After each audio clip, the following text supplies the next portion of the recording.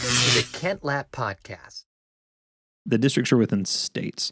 So, Okay. and it actually, you have the same number of districts as you have electoral votes in the presidential election. So let's just say you're in a state with 10 representative districts.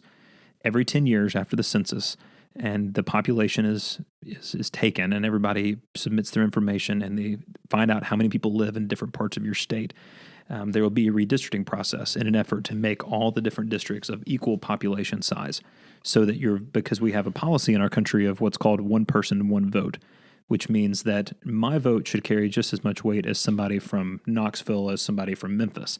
And so you try to create districts with as close to the same number of people as possible.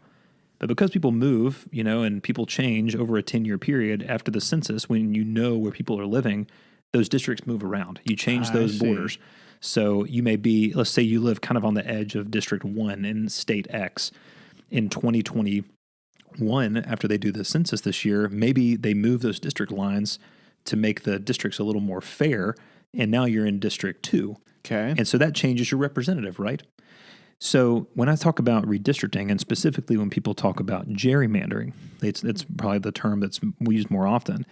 It's an effort so the people that draw those maps are state legislatures. So the Tennessee General Assembly decides the map for our United States representative seats. Okay. And what is alleged to have to happen, and it's been proven to have happened in court cases, is that sometimes legislators will get together and they'll draw a map that tries to cram as many people of the other political party into as few districts as possible so that their party has more districts, right? Mm-hmm. So you don't... Because the more districts, the more representation? That's right. And so it's called cracking and packing. So you crack up districts and you pack other districts. So you try to, let's say, that people who like a certain type of food maybe are not going to vote your way. So if everybody lives in this neighborhood and eats this type of food, you may put them in this other district. What's illegal in this country is racial gerrymandering. You can't put African Americans or Latinos or Asian Americans in one district just because they're African American or Latino or Asian American. But there is nothing illegal at this point about doing that based on political party. So if you know that people vote for the other party, you can try to pack them in as few districts as possible. And they're very complicated computer algorithms that do this and draw these maps. And recently, there was I want to say last year, the year before, there was a big case in front of the Supreme Court called Gill versus Whitford. You can go and look it up if you want to. And this was a case that tried to get the Supreme Court to say that not only racial gerrymandering, but political gerrymandering is unconstitutional. It violates equal representation. And so, and the court actually declined to take that up and said, we don't have a workable standard. And the court was worried about getting in the business of deciding who was winning an election, and they didn't want to do that. And racial gerrymandering is pretty easy. You point back to the post-Civil War amendments to the Constitution. You cannot discriminate on the basis of race. So if you're creating, one African American, representation district in a state, you can't do that. Okay, yeah. But the problem is that you can do it on the basis of political party all day long. And so let's say your party, or let's say the other party than yours controls your state legislature, you can pretty much guarantee that they're going to do everything that they can to either increase or keep their representative majority in your state. So that's there are many people who are much more eloquent in explaining it, but that is the rudimentary. I think you're doing a pretty good job. It's becoming clear very quickly. I didn't know much about this. If you look at Tennessee, for example, how many districts do we have in Tennessee? Have to look. I'm going to look it up. Okay. I want to say it's maybe 11. Okay. And this has nothing to do with county lines like you mentioned. How, and I'm assuming that there's some amount of leeway, like you're not going to have the districts have the exact amount of people, so there's some amount of leeway. Is that something that gets fudged too at times? Kind of crossing over making your kind of pushing the lines on the size of your districts and having the size, or does that not matter at all? It just matters. Doesn't matter. Okay. There's, for example, let's just take West Texas, for example, sparsely populated. It's gigantic. I mean, it's a huge land area, and you can look at the city of Houston. You may have a tiny land area, but because it's population based. So, get my numbers right. There are 9 United States House representatives. So there's 9 districts in the state of Tennessee. And Okay. it looks like all but 2 are held by Republicans. Okay. So probably the 2 that aren't are probably Nashville. And Memphis. 1 in Nashville and 1 in Memphis, you think? Yes. Okay. And, and part of that absolutely is a reflection that I think the majority of the voters in Tennessee tend to be Republican, right? So that's, this is not saying that because it's 7-2, there's something inherently wrong with our maps because there are many more Republicans in the state. Just look at the polling from 2016. There are many more people that voted in the Republican Party than voted in the Democratic Party. Where it becomes a real issue is where the numbers actually may bear out differently. So, and again, I'm not an expert on Tennessee legislative maps, so I'm not an expert here, but the example would be, let's say it's 7-2 like it is here, but if you really look at the numbers, if you broke it down evenly by population, it should be something like 6-3, right? Then you worry, is there one seat that was maybe finagled with, for lack of a better word, an effort to keep a 7-2 majority? Okay. Because every vote in the House of Representatives can count in a contentious vote. Okay. So you have 9 districts in Tennessee. Each district gets a representative. Right. And those representatives sit in D.C. somewhere? Yes. Okay. 435 representatives across the country. So the representatives of the districts comprise the House of Representatives? Right. Ah. And then you've got the Senate. It's been a while since I've learned since this high school stuff. civics.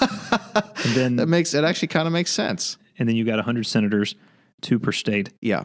And D.C. gets no representatives. Okay. So these districts each have a representative, and so presumably Tennessee has 7 Republican representatives in the House of Representatives. That's and 2 Democratic. And 2 Republican senators. 2 Republican. 2 Democratic and 7. Oh, and then the 2 senators are both Republican. Sure. right. Okay. Gotcha. All right. So how does moving the districts around affect the people in the district? So it very likely affects very few people, but it could, on the margins, it could move people from one district to another district. Okay. And let's say, for example, a lot of people come into the state of Tennessee and they say leave the state of Kentucky. Tennessee may end up in 2021 with 10 instead of 9. And maybe another state will end up with 9, right? Or end up with 8 or lose 1 because there are only so many House seats and they get redistributed based on where people move. Oh, wow. Which is why you have a scenario where, say, the state of North Dakota has 1 representative, even though they still have 2 senators. And the state of California has dozens of representatives, and they still only get 2 senators because California became much more heavily populated.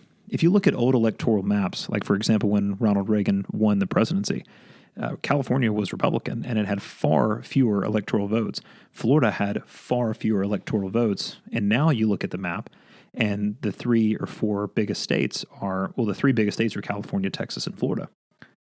So, and that was not necessarily the case 30 years ago. Yeah. So the number gets changed around. I see. Interesting. Does when they do redistricting, does that affect where you go to school if you go to a public school or no? No. That's something different. That's totally decided by the state. And actually in Tennessee, for example, it's each county has its own kind of school administration and they set school districts. Okay. All right. So what you'd want to do if your party happens to have, and the people that get to decide this redistricting, it's just whatever the majority of your representatives are, right? So obviously the Republican Party is going to get to redistrict Tennessee because there's 7 versus 2. So yes, but wrong analysis. So the Republicans get to decide, but it's because they control the state legislature. So the state legislature decides the federal representatives. So our Tennessee General Assembly also has a House and a Senate, and they decide what the representation is going to be in the United States Congress. Yeah. Some states have actually bipartisan or nonpartisan redistricting commissions. And so they'll actually have an independent group that actually will create the map. And some states, like I know the state of Florida, they have the legislature do it. It can be challenged in court. And if nobody can get a good map, the Florida Supreme Court will actually come up with its own map. Every state does it a little bit differently. Interesting. And so actually one of the big reforms being proposed in this area, and I don't know offhand which states have nonpartisan or bipartisan redistricting commissions, is that that's really the way to go. Is that, if you have people that are in power, their party's in power, there's a lot of incentive to stay in power, even if you really don't have the majority of the population with you on your side.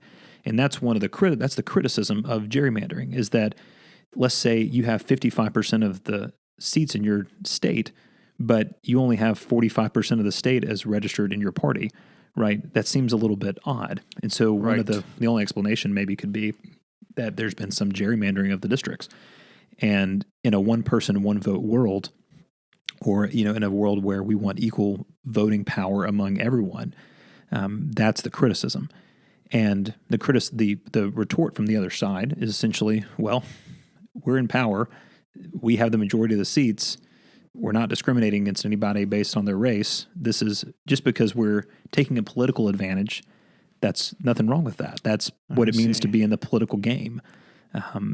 Convince more people to vote the other way, and then you can redistrict the way you want. And so you've actually had cases where the U.S. Supreme Court has actually dealt with redistricted maps where you've had Democrats gerrymandering and you've also had Republicans gerrymandering. No side is immune from this. I mean, I've been talking about Tennessee, which is a Republican state, but I think Maryland had this issue too. So it's really not that uncommon. And the real problem from my perspective is that because so much of if you step back a little bit, and this is not what the state of the law is, this is Travis Brown's view of the world, but because so much of our voting blocks in terms of our parties tend to fall on racial lines sometimes, it can almost feel like political gerrymandering can feel a bit like racial gerrymandering. Right?